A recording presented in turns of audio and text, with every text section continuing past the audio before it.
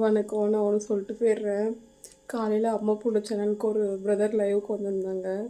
எங்கே போனாலும் ஒரே பிரச்சனையாக இருக்குமா, நான் போகிற இடம்லாம் பிரச்சனையாக இருக்குமா, என்னம்மா பண்ணுறது அப்படின்னு கேட்டாங்க.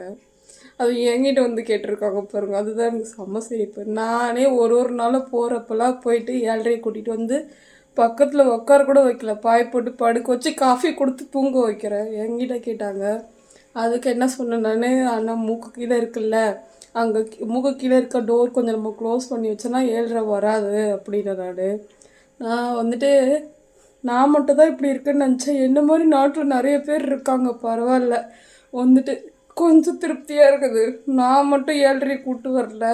நிறைய பேர் போயிட்டு சொந்த காசில் சூனியை வச்சு பார்க்க சொல்லுவாங்க இல்லையா, அந்த மாதிரி நிறைய பேர் வெளியில் போயிட்டு 7:30 கூட்டிகிட்டு வராங்களாட்டுக்குது. நானும் டெய்லி எதனா ஒன்று வீட்டுக்கு கூப்பிட்டு வந்து வச்சுப்பேன்.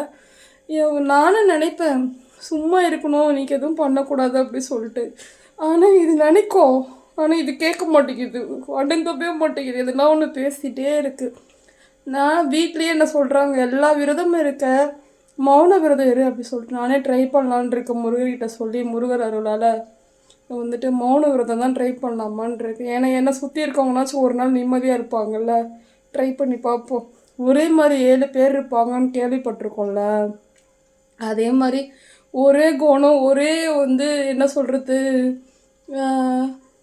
குணம், அதுக்கப்புறம் வேறு என்ன சொல்லுவாங்க தெரியல, இந்த மாதிரி நிறைய பேர் இருப்பாங்களாட்டுங்குது. நான் மட்டும் பேசி 7:30 கூட்டு வரல, என்ன மாதிரி நிறைய பேர் இருக்காங்க. பரவாயில்ல, இருந்தாலும் வாயை கொஞ்சம் கட்டுப்படுத்தணும். செல்லோ டைப் போட்டு ஓட்டினாலும் ஃபெவிக்விக் போட்டு ஓட்டினாலும் என் வாயை திறக்காமல் இருக்கவே முடியாது. இருந்தாலும் முருகர்கிட்ட கேட்டு பார்க்க போகிறேன், ஒரு நாள் மௌன விரதம் இருக்கலாம் சொல்லிட்டு. முருகர் என்ன சொல்கிறாருன்னு பார்ப்போம்.